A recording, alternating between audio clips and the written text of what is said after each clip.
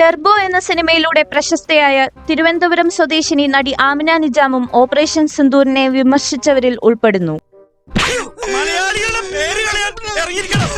Indian ക്രൂരത വിശദീകരിക്കുന്ന ഒരു പാകിസ്ഥാൻ സ്ത്രീയുടെ പോസ്റ്റ് അവർ തന്റെ ഇൻസ്റ്റഗ്രാം സ്റ്റോറിയിൽ പങ്കുവച്ചിരുന്നു. ഞങ്ങൾ അസ്വസ്ഥരാണ്. ഈ വ്യവസ്ഥിതിയിൽ ഞങ്ങൾക്ക് വിശ്വാസമില്ല. നാണവും മാനവും ഉളുപ്പും ഉശിരും ഈ അമീന നിജമിനെ പോലുള്ള സാധനങ്ങൾക്ക് ഉണ്ടോ? പച്ചയ്ക്ക് ചോദിക്കുകയാണ്. ഈ കുടുംബം കലക്കാൻ ഒരുത്തൻ ശ്രമിക്കുമ്പോ നീ അതിന് കൂട്ടുനിൽക്കുക.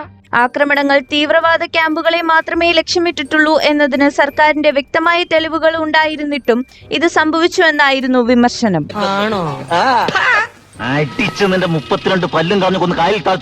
എന്നാൽ ആമിന നിജാം പങ്കിട്ട പോസ്റ്റ് ഉടൻ തന്നെ വ്യാജമാണെന്ന് തെളിഞ്ഞു.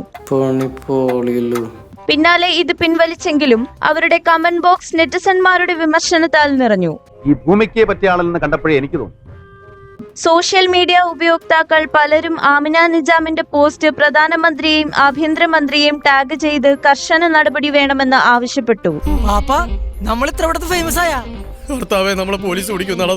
നീ ഏത് രാജ്യത്താണ് ജീവിക്കുന്നത് മോളെ?